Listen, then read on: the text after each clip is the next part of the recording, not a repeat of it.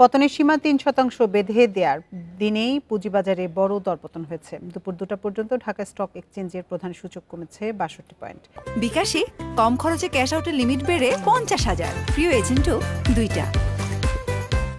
Chittagong stock এক্সচেঞ্জের সার্বিক সূচক কমেছে ১৭৭ পয়েন্টের বেশি। ডিএসইতে এ সময় লেনদেন হয়েছে প্রায় ৪৪০ কোটি টাকা শেয়ার, যেখানে গতকাল লেনদেন ছিল ৬০২ কোটি টাকা। চট্টগ্রামের এক্সচেঞ্জে লেনদেন হয়েছে ১০ কোটি ১৪ লাখ টাকার শেয়ার। বুধবার পুঁজিবাজারে টানা দরপতন রোধে শেয়ারের দাম কমার নতুন সীমা বেঁধে দেয় নিয়ন্ত্রক সংস্থা বিএসইসি।